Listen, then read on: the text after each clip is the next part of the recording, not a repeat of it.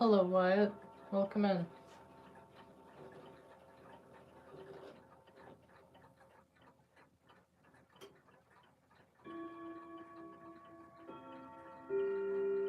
$5:39.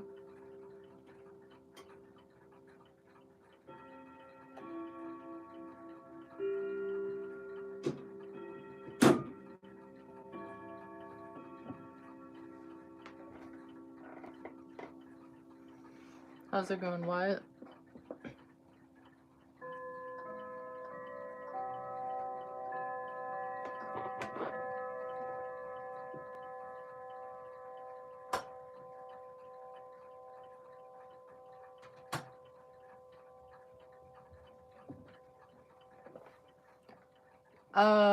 I know the title. I don't think I've watched much of the show. I might have watched like the first 2 episodes, but that was about it. I know the title Gravity Falls, but I don't think I've really watched it.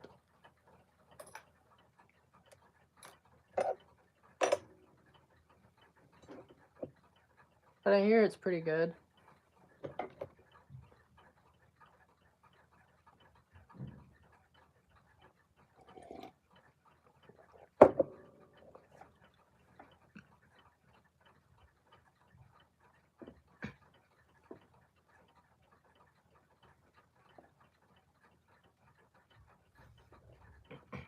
But anywho, how you doing, Wyatt?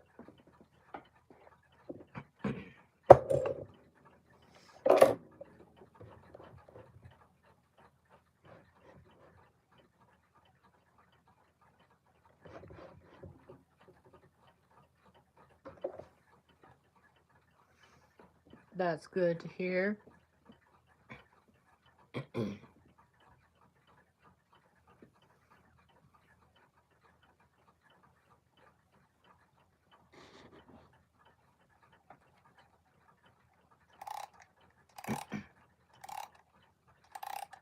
Limited edition. Oh, nice.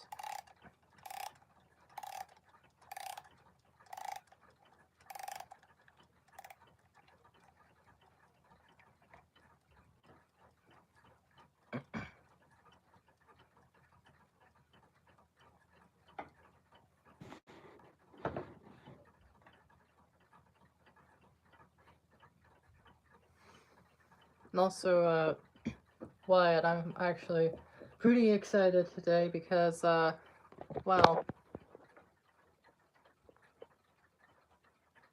there's a new suspension spring in this thing, meaning this thing is back up and running finally.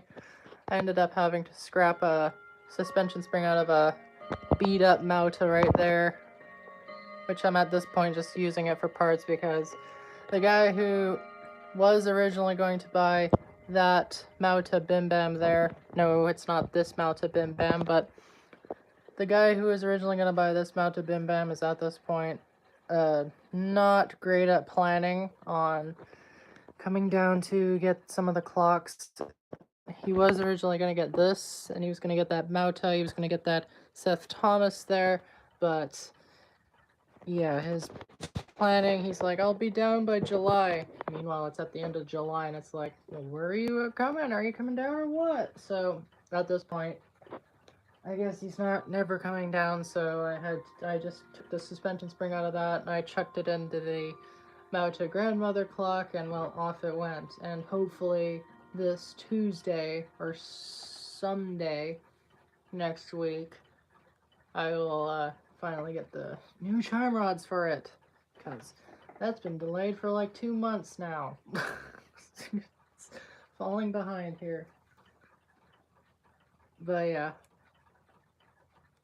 that's the update. So the Mauta grandmother clock is running. Actually, it's got a much healthier sway now that there's a new suspension spring that's not weak in it. It's actually got a much wider sway, and it's got a louder tick for some reason. Like, I can actually hear the tick. It used to be very quiet. But yeah,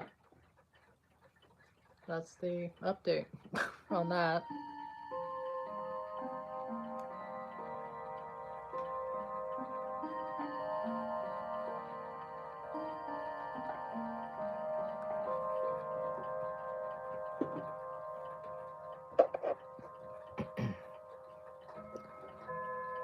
and then the limited edition one, nice. So it seems like you collect clocks and also books.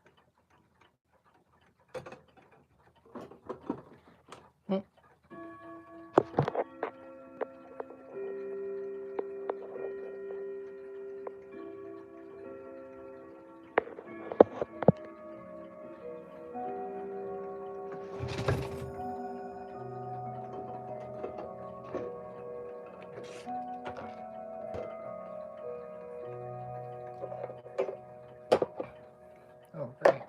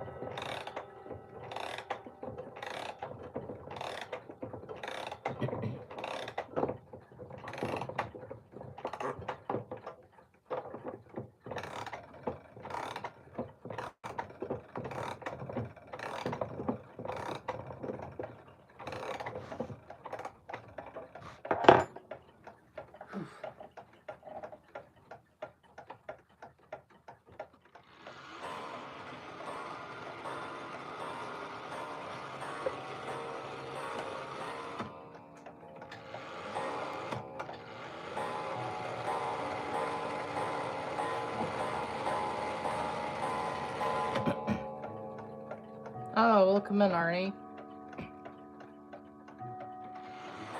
Fancy seeing you here, as the British say.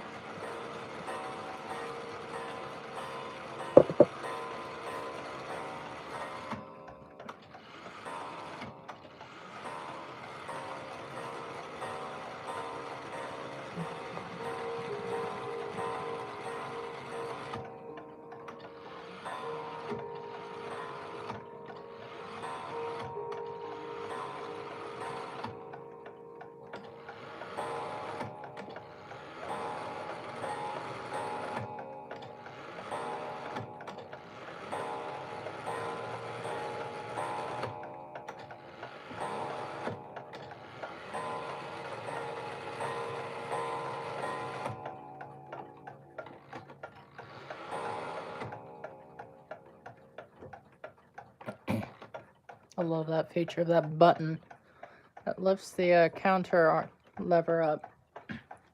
Easy to set the time on that.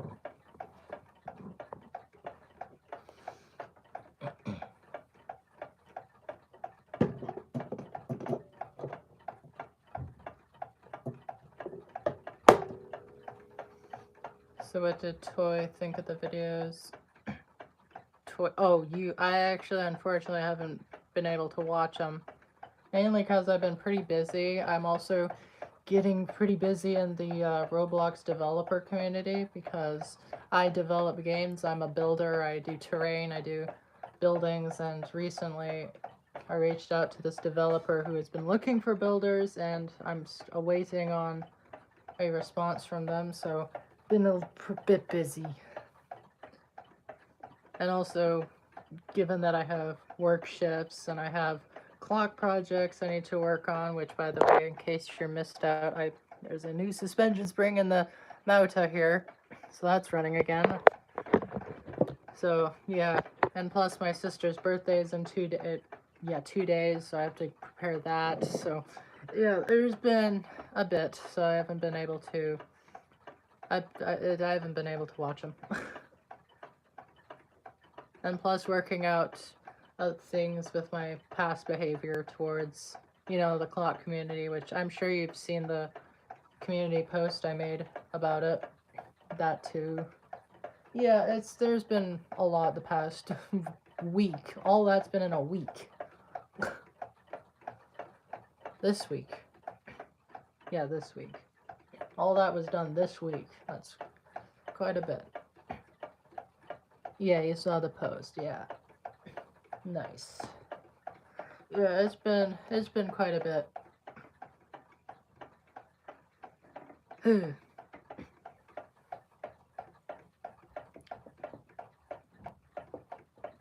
Yeah, I think I do know what a barrel organ is anyway. It's basically essentially just like a clock chime barrel, just massive and more musical. I think it's actually to do with organs, if I'm correct, because I vaguely remember someone sending a video. Actually, it might be in my Discord server.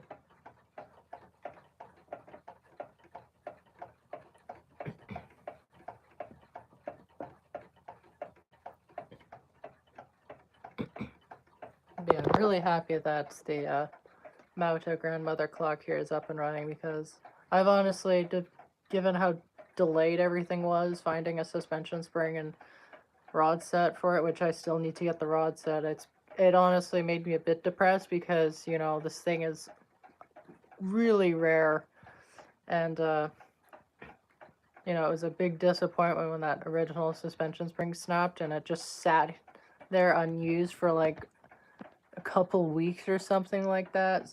So I eventually made a mantle clock parts one. So I took the suspension spring and I put it in that, and then it's up and wet. And I'm like, thank you. Finally, some progress has been done to this thing. Because when you leave projects to sit and then stuff gets delayed, which allows it to sit more, it makes you a little bit sad and frustrated, because you're like, damn, when can I get this son of a bitch done?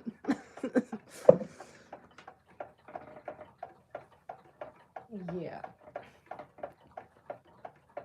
Delay after delay. I was so close to getting that rod set, and then the guy called back. He's like, sorry, the customer came in with a couple clocks. I have to get those done. I'm like, damn it! But I understood why. So I'm going to call the other clock repair guy, which happens to be in my town and not outside of town like the other guy was, and I'm hoping he may have the parts I need. He's a smaller business, but I'm pretty sure he will have everything I need. Hopefully. Did you encounter brain-rotted anti-LGBTQ? I lurk in the clock Discord servers. Only there to share my interest for music boxes, barrel organs, and phonographs. Oh, you like phonographs. I also have a phonograph. It's actually kind of a rare one, too. Actually, probably really rare, but who knows? Yes, I have. Unfortunately. There is one in my Discord server, but I don't think he's anti-LGBT, but he is brain-rotted. He always says, like, hey, Skibbs, which is short for that word. I mean, when he joined my server and he said a couple things, I'm like, hey, just read the rules. And just to be a smartass, he put a voice memo thing, or a voice message. Jesus Christ, I'm getting old. Voice message in my chat, and he's like, rule number 1, don't be a flag. Number 2. And then there was a rule about don't make up stuff, because one of my friends unfortunately had a thing made up where someone called him a predator when he isn't, and nobody had any proof to back it up. And he's like, rule number thing, don't do this because we support predators. And I'm like, fucking hell, Jesus Christ, dude. He's still in my server. He's thankfully, I think, smartened up and understood that, you know, rules are rules. So I haven't kicked him out just yet, but he is a tad annoying sometimes. But I mean, I'm sure he's a young guy. I don't know what he looks like, or I don't think I've even watched any of his videos. I don't even know if he posts videos on YouTube, so he might be just some kid, like a young teen or something, like 13 or something like that. So People in this. Oh, homophobic. Because they're past stuff that I was in drama with. I don't know if they were homophobic, but I think they had like little homophobic tensions. I mean, hey, I have my own opinions on the LGBT community that somehow make me homophobic to some people, which I don't understand, because it's just an opinion. Oh, it glitched out? Oh, my bad. What I said was, yes, but I'm not 100% sure. I haven't fully met someone that was fully homophobic. So, yes and no, whereas some people say yesn't. But yeah, yes and no. I'm not 100% sure. I think I've just been a bit lucky that I haven't met any homophobic people. But even then, they don't really bother me because I just view them as attention seekers, which honestly they kind of are. So, yeah, they don't really bother me that much. I've met people, I don't care personally. If somebody says, "You're a flag," I'm gonna be like, okay, whatever.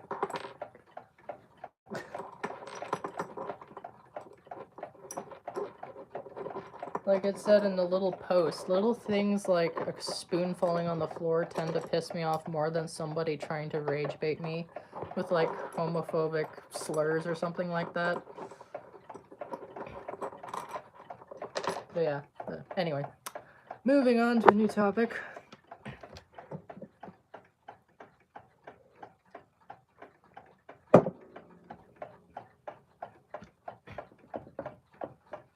Also, welcome into any other people that have joined in. I've noticed there's 5 people here. So whoever's in the stream, welcome, welcome.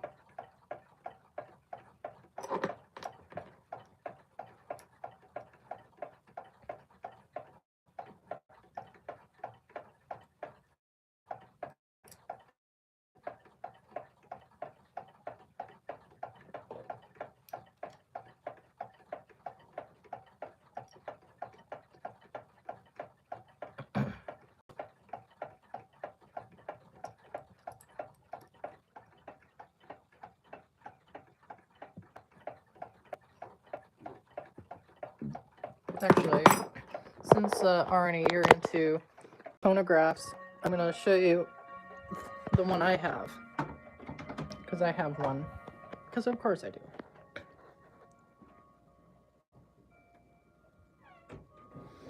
So this is, hold on. This is my record station. This is only a tiny portion of the 78 RPM collection that I have. I mainly collect rock and roll and doo-wop, and I have some pretty rare stuff. So this is it here. This is, I believe, to be made in the 40s because of this navy blue color to it.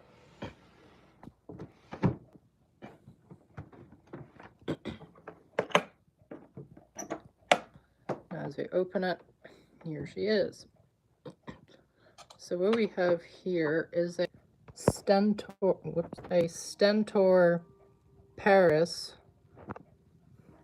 Stentor was a really, really tiny company. There's actually hardly any information on this company. And as we see here, moi vite and plus vite, which is French for fast or slow. And this is the head. These take these type of needles, which I have reluctantly managed to find a couple, and that is to allow this phonograph to play later stuff because it's a thinner needle. It has less prone to wearing out given how small it is, and because it's also a much narrower needle, sound can actually travel through the reproducer here a lot easier, meaning I can play stuff like this with really no issue. So I'll try it and see if I have something. I'm gonna try this one here. Moonlight Foxtrot by Emil Coleman and his Castles by the Sea Orchestra. This is actually a bit of an uncommon record. I would play something from the 40s, but I don't want to get copyrighted. Oh yeah, that's the auto shut-off here. So I'll use the auto shut-off. You're meant to line that up. This was a huge restoration project because this was free, because it was literally in pieces. So I'll give you a little sample here.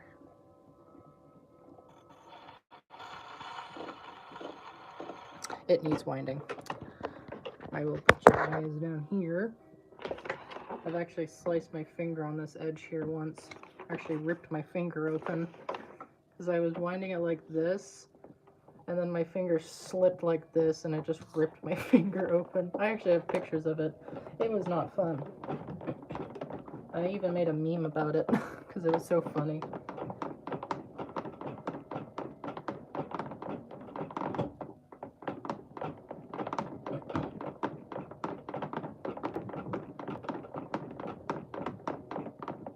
There.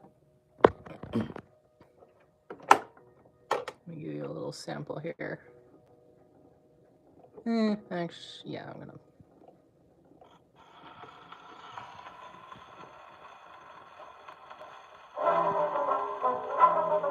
It's got really nice sound quality.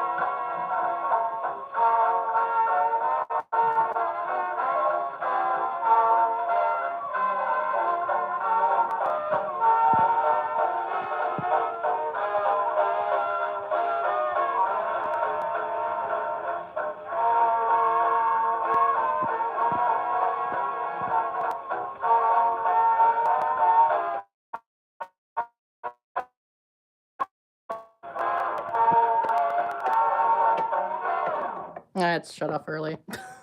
Yeah, the auto shut off tends to do that. It likes to shut off early, but that's actually really common with these. They never shut off on time. Welcome in, Barbara. This one's my one of. Okay, all right. You can just turn off on. You can just. Okay. Yeah, that's the phonograph. Ignore that some of these old records don't have sleeves. I know. I mainly use the sleeves to protect my more valuable stuff, like the rock and roll stuff here. I have a lot of rare 78s like this icon. I also have this unknown, pretty much unknown group. I have, that one's not overly rare, but yeah, early Johnny Horton here. I have Wanda Jackson, which is fairly collectible. I have the Terriers. This is the B-side of their hit song, the Banana Boat song. Really nice. This is a rare one here, actually quite rare. Neither side were hits by the Champs here. So finding this on a 78, especially the Canadian Spartan pressing like this one, is very valuable. This one's a fairly common one, but it is desirable. This is a late pressing from 59. This one's not overly rare. It's just everywhere. I find that every time. This one's an early Ricky Nelson, which is a big hit, and it is quite hard to find these days. Oh yeah, this one, really good blues rock. Let's see, oh yeah, this one's really hard to find. This is just the peak of the, this is just the tip of the iceberg. Oh, this one's ultra hard to find. This is Mexican Rock and Roll by the Rio Rockers. Neither side were hits. Actually, they didn't even chart at all. One of my rarest pressings is actually up here. Right here. This is probably like the holy grail of rockabilly 78s. This is Watch Your Step by Chuck and Bill. Other side, way out there. This is probably like a $500 record right here, because this is the only 78 pressing known to exist right now. I did post it on Discogs, so made sure I had to keep that on there. But yeah, that's the like almost holy grail. That's just the tip of the iceberg for my record collection. We have all of this here. I put a divider here. All this is rock and doo-wop. All this is rock and doo-wop. Then down here, this is 1905 to 1920s stuff, and this is 1940s stuff. There we have a lot of rarities. Lee Andrews here. We have what's this one? That's just a common one. Yeah, Lollipop, Ronald and Ruby. This was the very first recording of Lollipop. They also wrote the song Lollipop. Lollipop, lollipop. And unfortunately, the Chordettes took the song, made it a hit, and they didn't even credit the original writers of the song. Although it does, but they pretty much stole the hit from them. And another unfortunate reason why this song wasn't a hit, because Ronald and Ruby was a mixed colored group. Ronald was, I think, East Indian, and Ruby was a white person, and because of that, they weren't really well known because of that, which is very sad. Yeah, this one's like, everyone wants this. Anywho, that's pretty much just the tip of everything. I have a lot of stuff. Anyway, back to the clock room before my battery dies.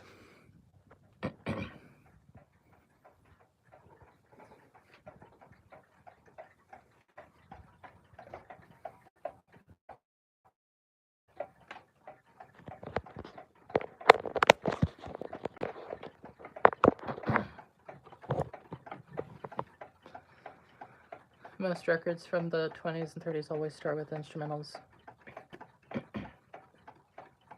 Oh, yeah, I know what you mean. Retro games, nice.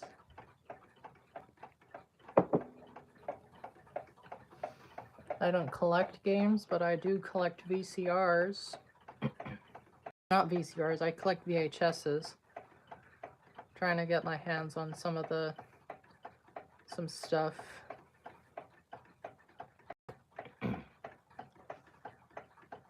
My most recent find was season 2 of The Sopranos on VHS. I haven't watched season 1, but I knew that The Sopranos is a very well-liked series. And I've seen a couple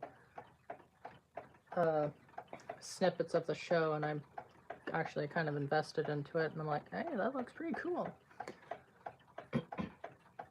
So I saw that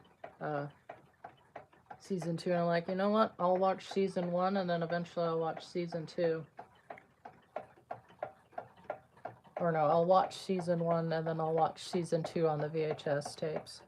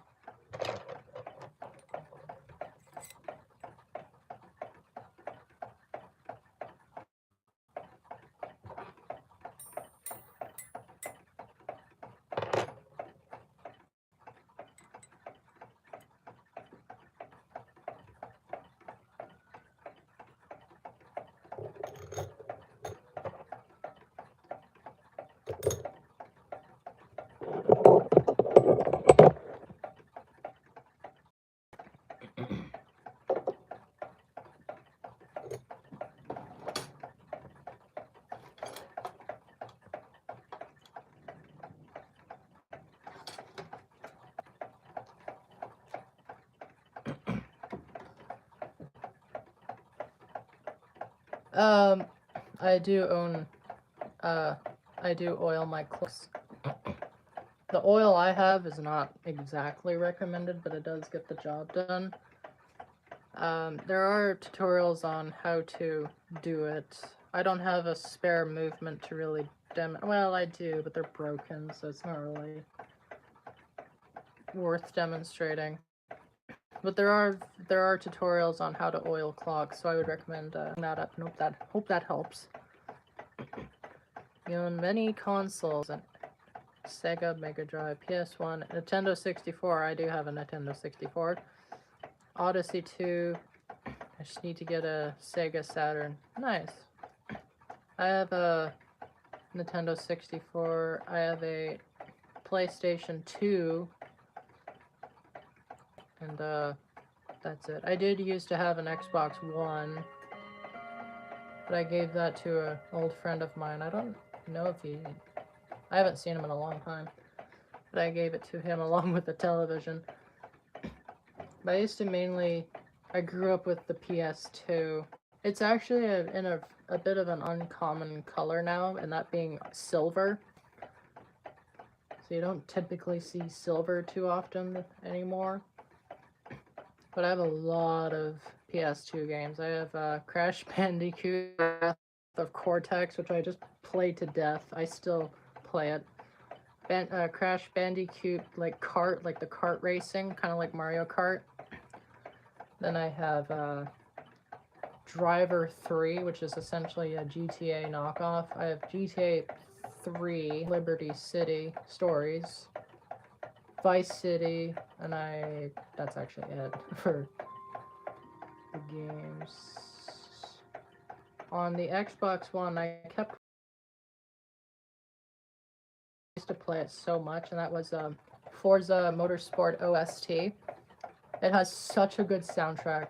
There's covers of songs like LaGrange, Iron Man, Frankenstein, and I don't know the other songs, but the rest of the soundtrack to the game is just so good. It's like rock. It's like rock and roll. It's so good. It's not over the top. It's not like death metal. I hate that stuff in my opinion, but yeah. Bubsy is my favorite video game franchise. I've never heard of it, unfortunately.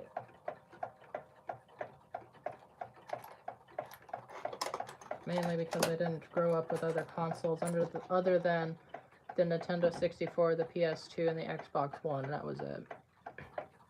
And of course, later on, there's other consoles that my dad got, like a PS3 and I think a PS4. Oh yeah, no, he does have a PS4. Yeah, he has a PS3 and a PS4. But yeah, I mainly grew up with the Nintendo 64 and the PS2.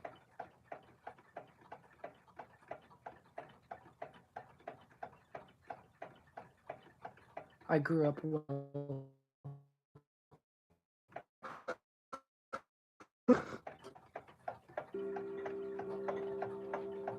Probably some of the PS, or not the PS, probably some of the Nintendo 64 games that I have is probably quite collectible, such as the Top Gun one, or not the Top Gun one, what am I thinking? The 007 one, I forget the name of it. Oh, I always forget that name, even though it's such an icon. But that one, there's like a Green Army Man game, which I forget the name of that one as well. Then of course we have Mario 64, Mario Kart, and we have, oh yeah, we have the Zelda. We have Zelda. That's the one I played a lot. Actually, my mom played that one a lot. There is like a racing game as well on there.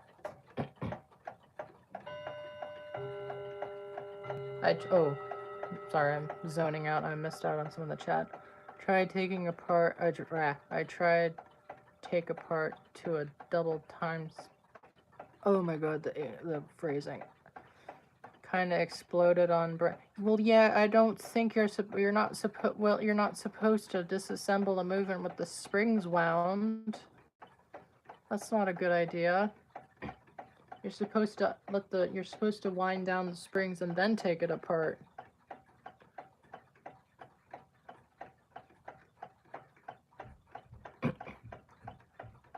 You end up with situations like like that. Yeah, yeah. Well, no wonder you broke the click spring. You took the movement apart with the springs wound. Springs have a shit ton of power in it, like enough to break your wrist if you're not careful enough. Like, there are people who have broken their wrists from a fully wound spring when they disassembled or unwind the spring not properly. Bowser is a platformer. Okay. Actually, I actually know a collector who has broken his finger because either the click spring broke on him or he unwound the spring not so properly. Like, there's specific tools for that stuff. It's essentially like a giant screwdriver, except with a large handle that you wrap your finger, or not your finger, your hands around, and you're supposed to like put the movement down like this, and you essentially, let me just grab a screwdriver for reference. I, of course, don't have a screwdriver nearby me. Great. We'll just take this as an example. Pretend that there's like a giant wooden handle on it.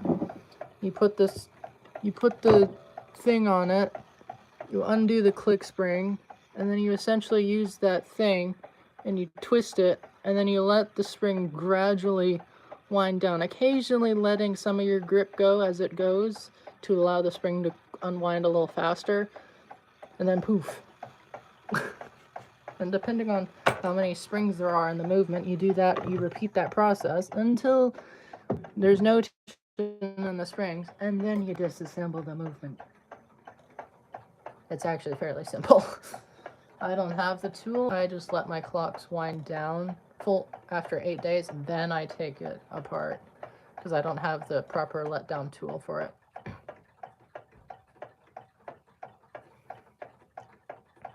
Your profile pic was lost cover art of Bubsy. That was just from today. Oh, nice. Cool. But yeah, another Google account. Don't do that. Don't take the movement apart with the springs wound. I'm actually surprised your hands are okay because If I remember correctly, I believe springs have, I would say, I don't know how many pounds of pressure is in a spring, but I'm gonna assume it's not gonna be in the 3 digits, but it is gonna be up there. Maybe like 60 pounds of spring tension in it? I don't know. I don't think there's really much. I don't think there's much about that.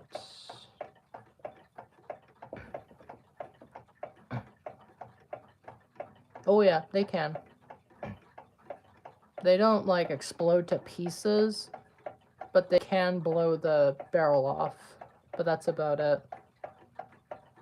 I've had a couple instances like that. For some reason, rouge movements are the most common to explode.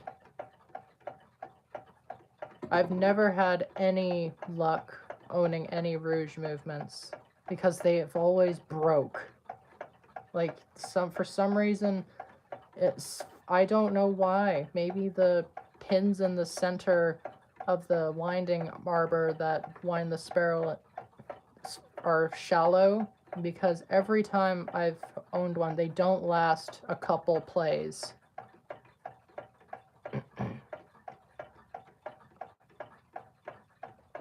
I think the clock needed was a bit of oil to get it running. I ruined it. Well, this is part of clock collecting. You will lose a few clocks in the process, but that's the whole point of learning.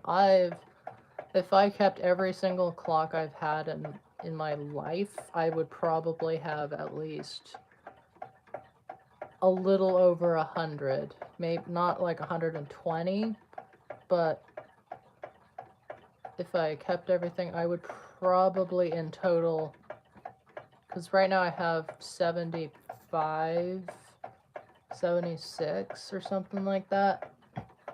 But if I did have every single one I had in my collection, I would probably have like 116 or something like that. Though this is a whole point of learning, is that you do lose some stuff. And I'm gradually learning. I'm not like professional, but I'm getting there. I still need, the main thing I do need is a spring letdown tool. That would help me a big time. And then of course a proper stand to hold the movements in place for reassembling them. Those two are basically like the main things I need. But yeah, other Google account, I would recommend keeping that as like a lesson. Just don't do that. Don't do that. It's like those videos on today's episode of Don't Do That Home Inspections. Don't do that. Cylinder barrels of music box, barrel organs, and chrome. They do look like meat grinders.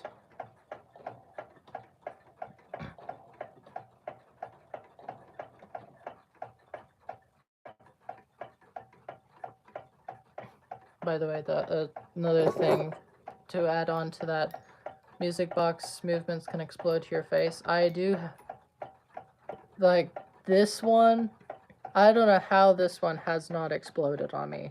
Like it runs perfectly, like no issues. I can wind it, and there it goes. There's no issues with it. Besides, of course, that. I've had this for years. Like since 2018 or something. And it's been perfectly fine.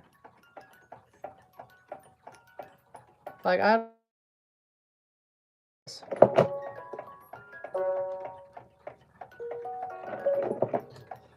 it just works.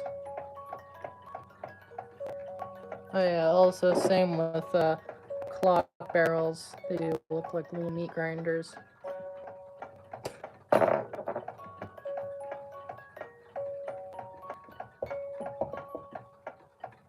Yeah, it does stop early because, well, its spring is exposed.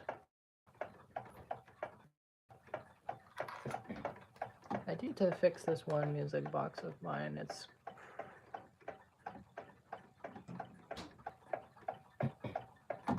the only issue I have with this one music box is, well, the screw kind of dissolved and it's stuck in the comb.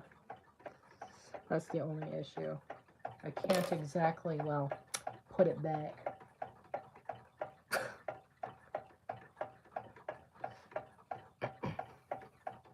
Just using one of the stream as background noise while you unwind one of your clocks. Nice. But yeah, I know I've mentioned this earlier in stream, but I'm really happy to have this Mauta grandmother clock up and running again. It's really happy. It just makes me happy that it's just running. Because seeing it unused because the suspension spring snapped was, you know, not nice to look at. But now that it's back up and going, it's a relief. Oh yeah, also fun fact with this Mauta, I figured out it's not actually a genuine German Mauta, it's actually British market. The case was British made, and then the movement was put in. It's common to see that. My Ergos mantle clock is the same thing. It's a British case, German imported movement for that case, for the British market. It was actually extremely popular back in the day to import movements from Germany to put in their own cases. It's the same with Forestville and Black Forest. It, you know, it's all imported for the markets. So that's what this Mauta is. A British market.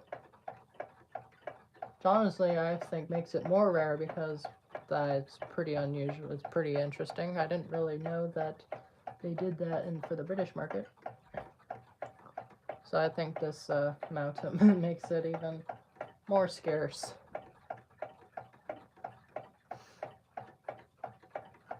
And honestly, it makes it more unique. But yeah, anyway.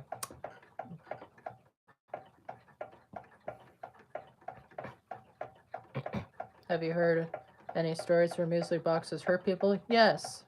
And not from people, myself, from experience. I've had excuse me. I've had quite a few music boxes blow up. And actually, one of them that I have is still giving me issues to this day because of its barrel. And that being this guy right here. This Sankyo here. This one's barrel likes to disconnect for some reason. I don't know why, it just does.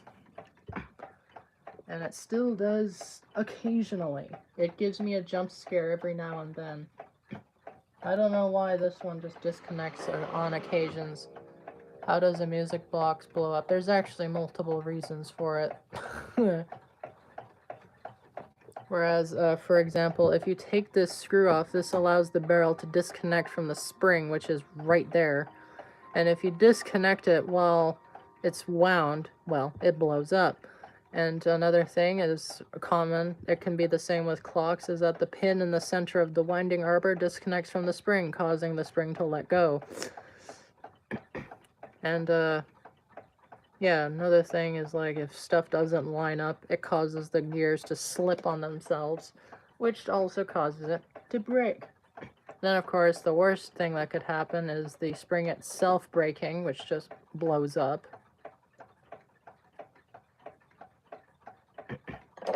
Yes. But yeah, there's a lot of reasons that they could just blow up.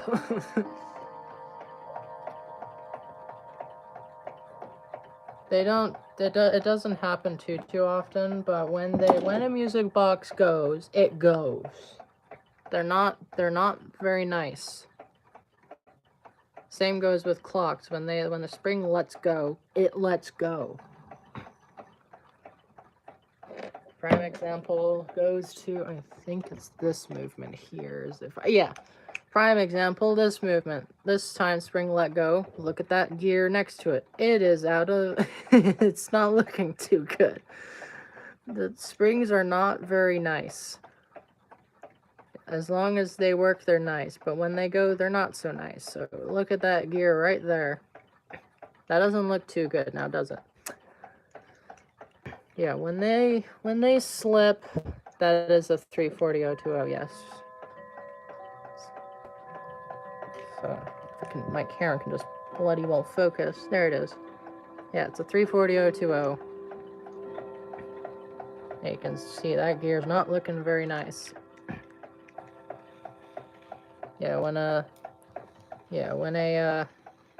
dive disc, I've removed them because these are parts movements. There's no point in fixing that movement if the gear is like that. I can replace the barrels, but not that gear. I can easily replace one of the barrels in a Hermle because Hermles are actually rather nice when it comes to spring replacements because you can just swap the barrels. Like, you can just disconnect everything and then poof. You don't need to actually disassemble the whole movement to replace a spring. You could just get a barrel, pop it in, just like that. They're really nice in that way, but yeah. When a spring, it's the same with music boxes. When the spring goes, they do not hold back. They go. I've had instances where I wound it, the spring let go, and then the key smacked my finger. It's not nice. It's not pleasant. Thankfully, I've been fairly lucky with clocks. The only close incident I had to a ratchet failure was actually on this thing right here. And that was because of Mautas. And that was because when winding it, the gear... Because the weird system with these Mautas is that the spring barrel isn't actually where this winding arbor is. It's actually over here. Or, yeah, it's right there. And that's because the winding arbor is here, but it's also separate. There's actually a separate gear to the side that's connected to the spring barrel. And when you turn that, that rotates that gear, which winds the spring. So what happened was the ratchet slipped on the gear because it's not actually a toothed ratchet.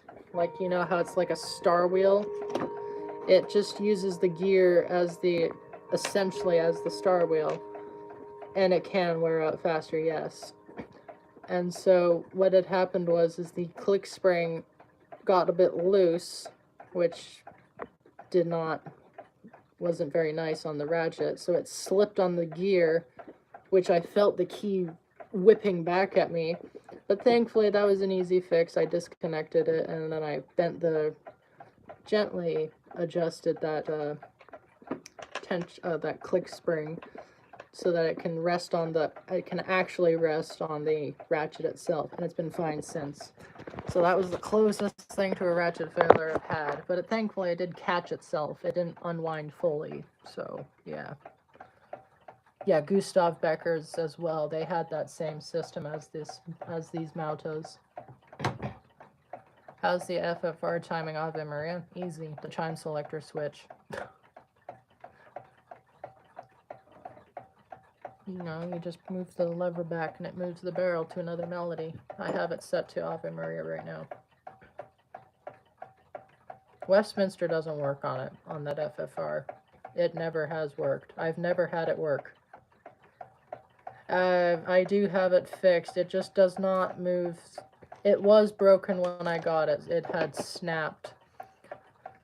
So I had to make my own part just to, you know, make up for it. It works fine. It moves the barrel in the perfect spots. Just the barrel itself, when it moves, it doesn't move nicely.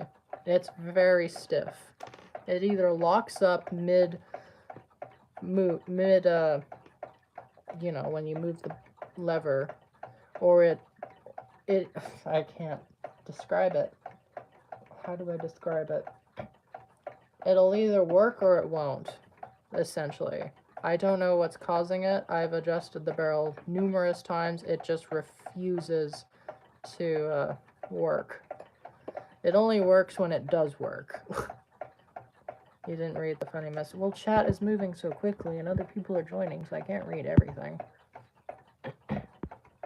Oh, is it always here?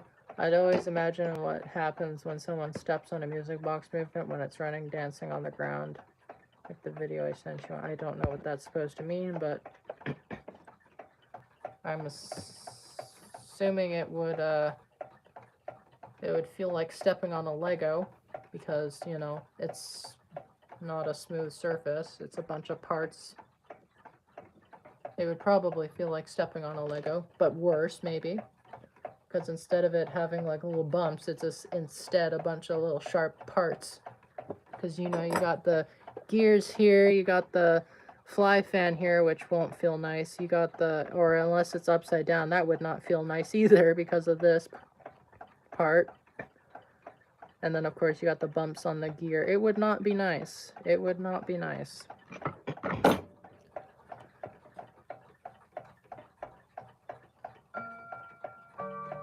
That's Nugget chiming.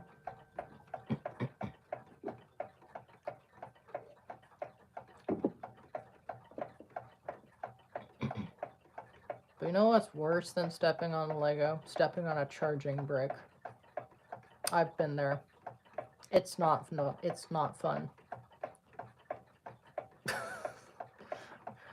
It's not fun at all. Hold on, I'll be back. Alright.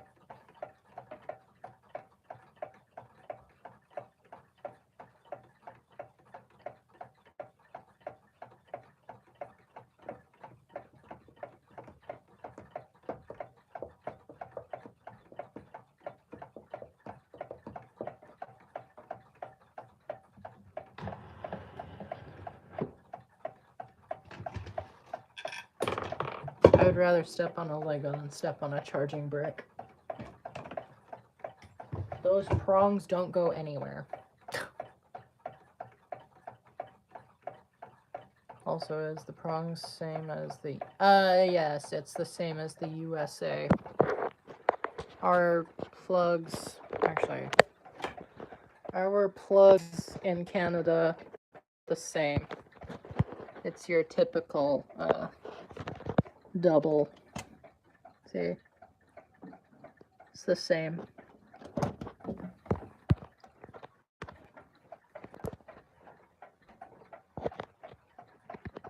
Yeah, I don't think you were here, not me, but, update. Yup, there's a suspension spring.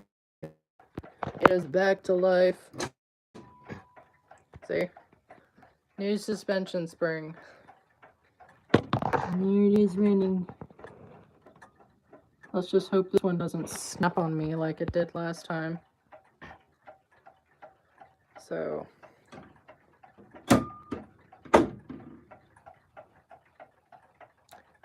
Yep. That's what happens when you step on a charging brick. Although, thankfully, I didn't have the incident where the prongs were facing up, but I've had it where it was sideways, but still, the prongs pierced. It wasn't nice. It hurts.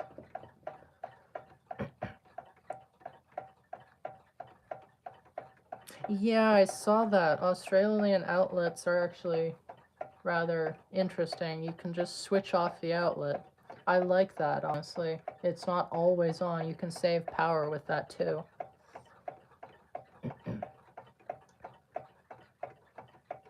But let's be for real, it's not all that handy at the same time, because, yes, oh, your Dunhaven is fixed. Oh, nice, nice, nice. Sorry, I missed the first one. Yeah, me personally, I kind of disagree, because a lot of stuff, yeah, that is true, actually. It is a bit sketchy. Also considering that I do have,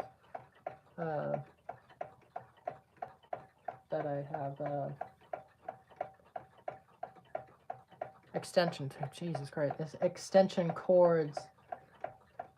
But, you know, it's not all that handy at the same time because there's so much stuff that you do need plugged in all the time. For example, an oven, a fridge, a microwave if you have one, fish tanks or computers and such. There's gonna be times where it's not needed. But I understand the point of it. It is actually a genius idea, but it's not going to be used that much. I mean, unless you turn off what outlets you have, but I don't know. You got an air raid siren for Christmas? Nice.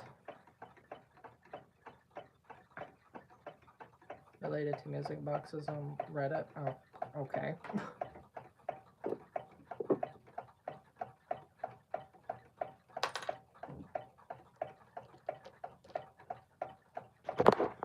Even though it doesn't have all its chime rods, I'll let you guys hear it. Now that it's running, I'll chime this Malta for you.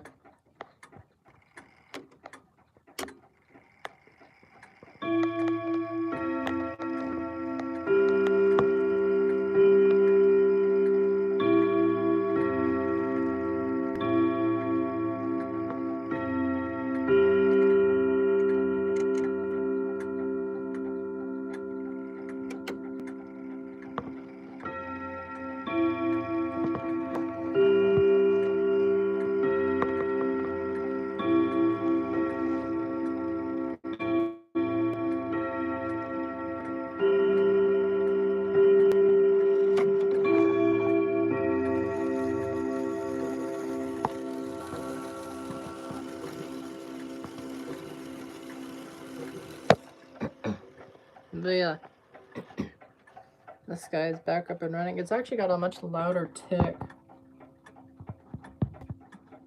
I don't know what's caused that, but I think it's because I wound it up anyway, despite it not having a pendulum later on it, so it's just ticking quickly, but I think that might have loosened stuff up in there, causing it to tick much more stronger.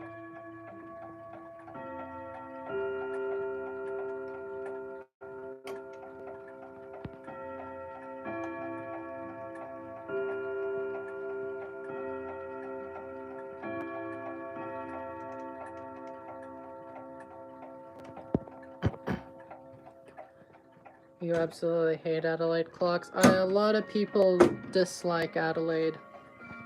Trust me. I know virtually everybody that I know does not like her. I don't even understand why people buy from her because it's such an absolute money scam, essentially.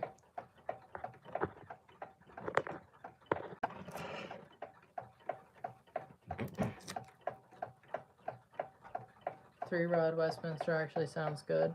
Yeah, it's not the same though.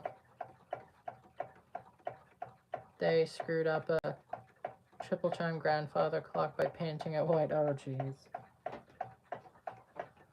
What a shocker.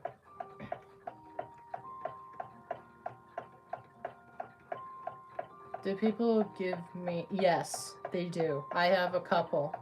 One of them is actually... It's actually a hilarious project that I'm trying to work on.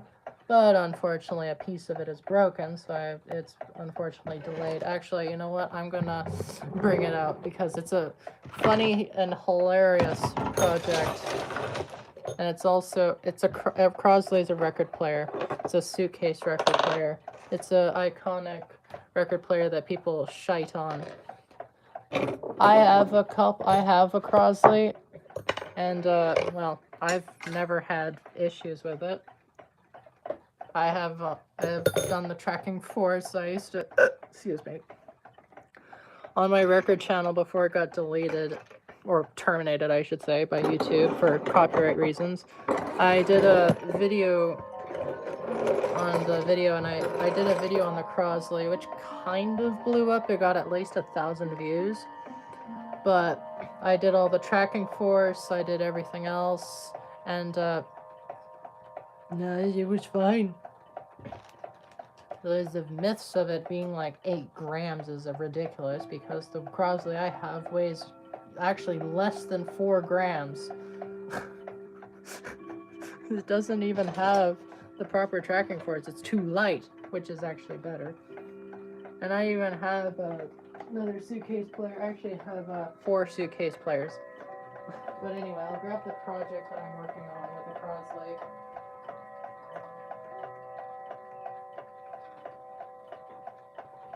Here it is. Found it. It's in my closet.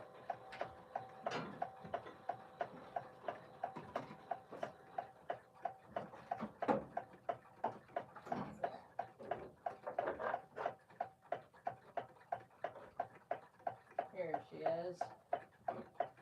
Here she is, Captain. Oh, God. I forgot how unbelievably heavy this Crosley is for this project. Alright. Make way, children.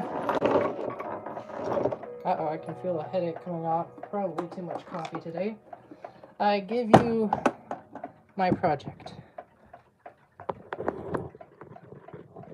So you're probably thinking, what is this? I give you the Croslaphone.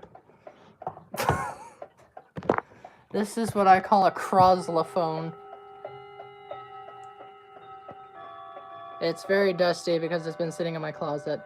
But what I am essentially doing is I disconnected the motor from the motherboard, and instead I'm chucking in a wind-up gramophone while also still keeping the built-in amplifier, the built-in everything else. So the only way you can get electricity, or actually, my bad, the only way you can get sound out of this is by plugging it in, but the only way you can get the motor on is by winding it. So how it would work is, well, ignore that the tone arm or the cartridge is disconnected. So you would wind it up, you would put the record on, then you would put the tone arm on it. And I actually plan to, this would be the speed control, meaning you could theoretically play 33s, 45s, and 78s on this, but I would probably mainly use it for 78s. But this project is heavily delayed because the only guy who would fix the spring in it because it slipped, actually no, the spring in it is broken. And I was trying to get that spring fixed, but the guy just ended up ghosting me. So I just said, all right, piss off, man. You said you would come by and you're not. So yeah, this project now sits in a closet as a project waiting to be done. Anywho, I'm going to put it back here.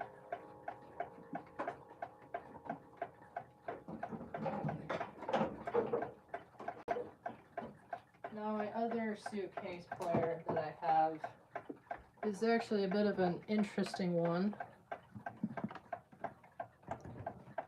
Yes, it's the same black suitcase player. Not that surprising, honestly. So you're probably thinking, what is this one? Well, this is a bit of an interesting one, and I do need new components inside for it because, well, they're dead, so I had to disconnect it all. So this is a unknown, probably a prototype suitcase player. This is a Born, and it's got a bit of a more fancier components. This actually has a counterweight on the back. And it is a genuine counterweight, see? It's a literal genuine counterweight that actually adjusts the tracking force on it. And it does have your on, off, 78 speeds and everything. I just need to find new components to attach to it because, well, again, these are dead. Somebody blew the components inside of it, probably by putting a negative polarity plug into a positive unit, which this is a positive polarity unit. So it's not a great thing to see, but it's probably actually quite rare because I've never seen a suitcase player that actually has a counterweight on it. Now the funny thing is, if you have just putting it like this, the lid doesn't shut. So what this actually has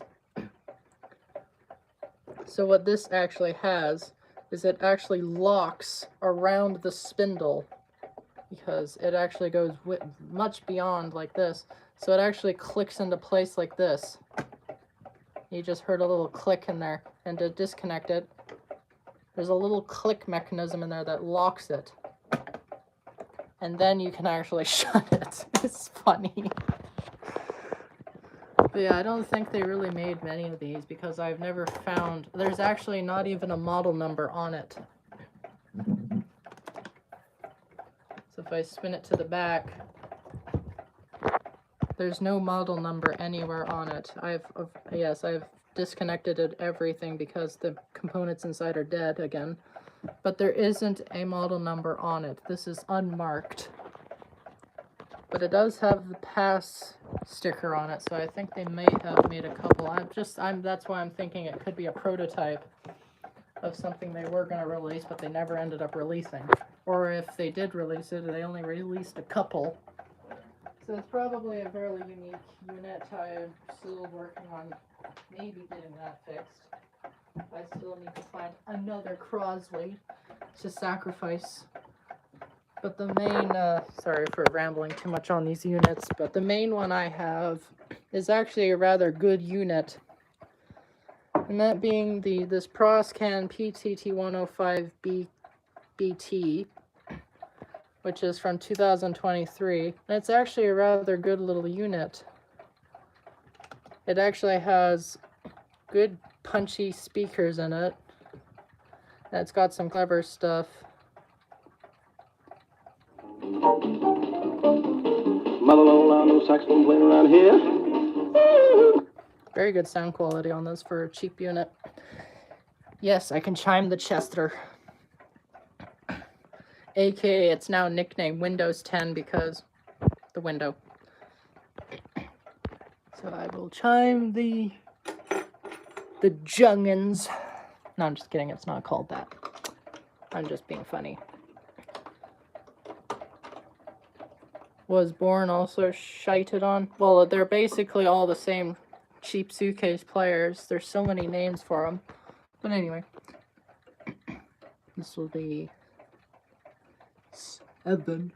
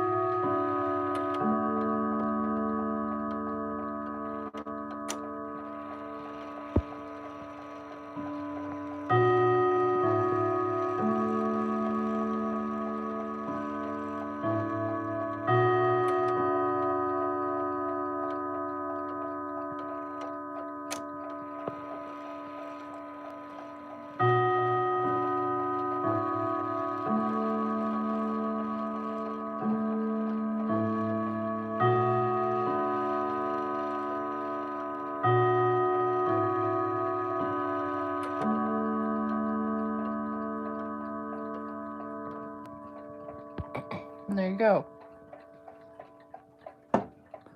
Probably one of my favorite clocks in my collection is this Chester. Not only have I found an early Young'uns, which I've been wanting to get for some time, mainly the mantle clocks, but then I saw this and I'm like, yeah, I'm gonna get that. So I got an early Young'uns, and it's also it's actually a rare one too.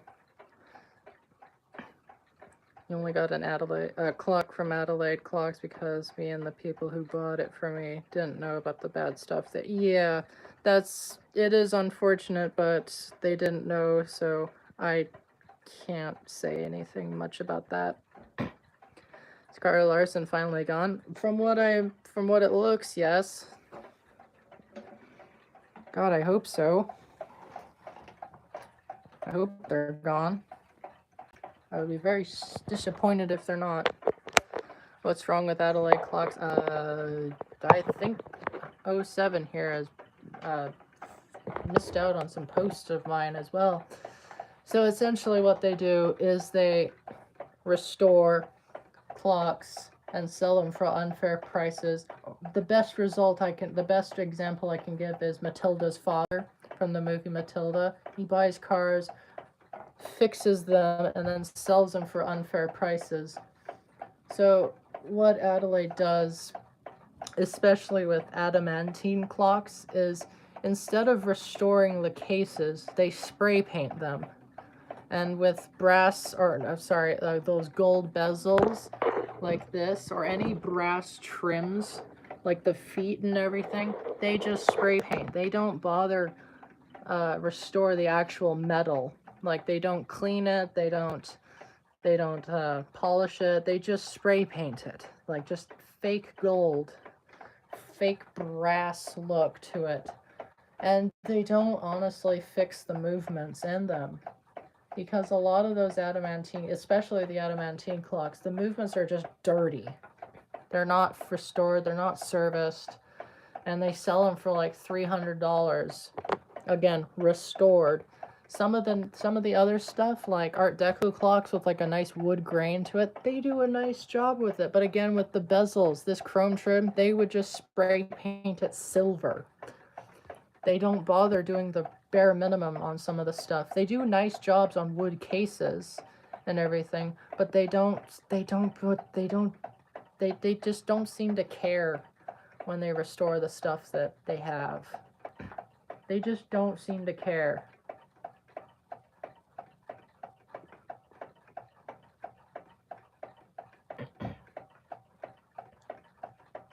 Yeah, Australian dollars, which is still ridiculous. And even some of the battery operated stuff, they sell for such unfair prices. Like, you look on their website and you would see a battery operated, like tiny little battery operated clock, then they're selling it for like $198 or something like that, which is just absolutely insane. Absolutely ridiculous.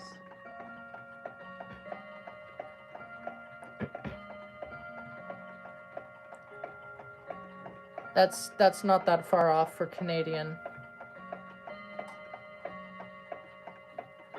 1 Australian equals 93 cents. That's not that far off. That's basically $1 in our currency. Can you chime the FFR on Ave Maria? It's on Ave Maria right now. I actually kept it on Ave Maria for a little bit. Literally I don't know what that word is, of clocks. Alright, I will chime the schmef R on Ave Maria.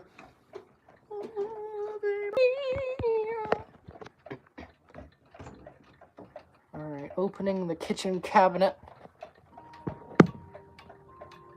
This will be the hour.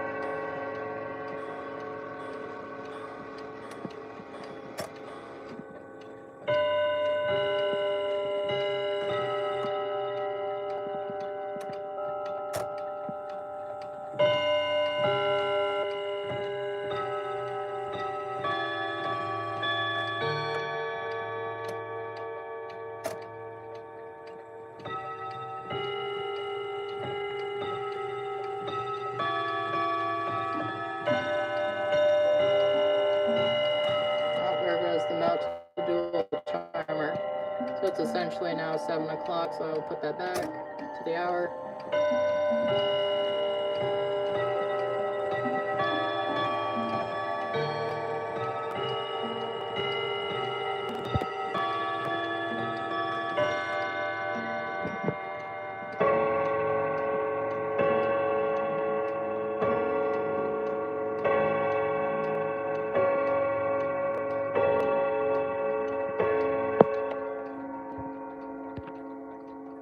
And there you go.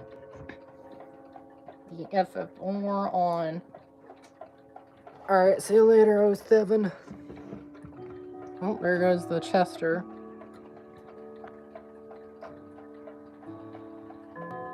My Giroud is running way too fast.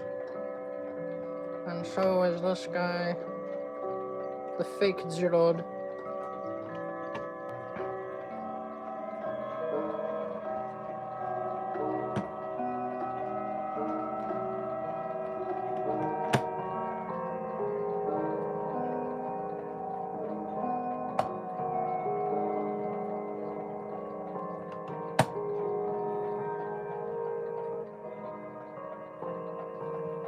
Oh, nice. And also welcome in, Justin.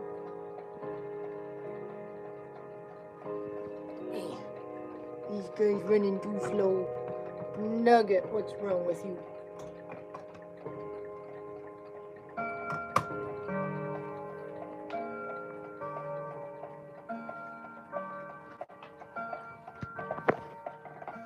He got stung by a wasp. Oof. At least you're not allergic to bees. I'm not allergic to bees. Thankfully.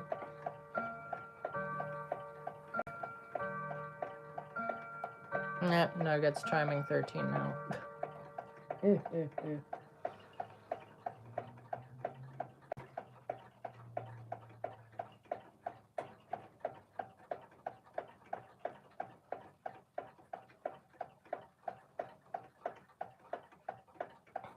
stuck by... Oh yeah, there's that meme. I've been stuck by a wasp.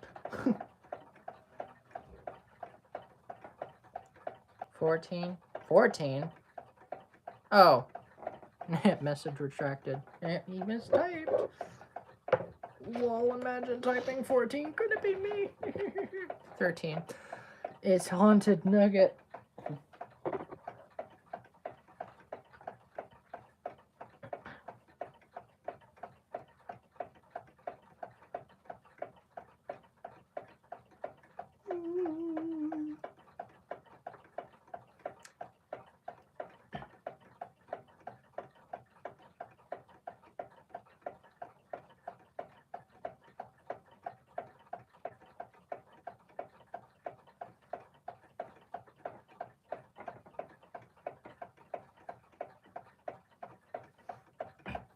Oh yeah, also Justin, since you're just joining in, somebody is back up and running. I wonder who it is. But yeah, this thing's back. And I'm hopefully gonna get the new chime rods this week. Hopefully. There is a repair place in my town that is closer. Not as great, but it should be it should do the trick. You're gonna, yeah. I may also end the stream here as well because I am pretty tired. And plus I have a big day tomorrow. Is this one of these jokes where it's like, is your fridge running? Better go catch it. But yes, it is running.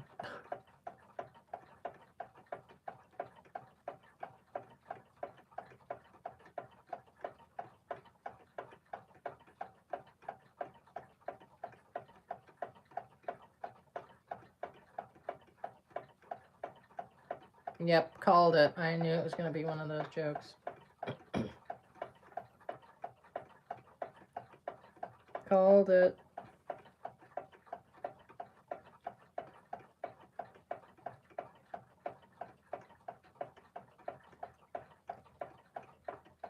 I called it. yeah, I'm gonna end the stream here. I can feel the lack of sleep catching up. Anywho, thank you all so much for joining. Hope you have a good rest of your weekend, and I'll see you sometime whenever I do a stream. So have a nice rest of your weekend, guys. Hope you have a nice rest of your day, night here.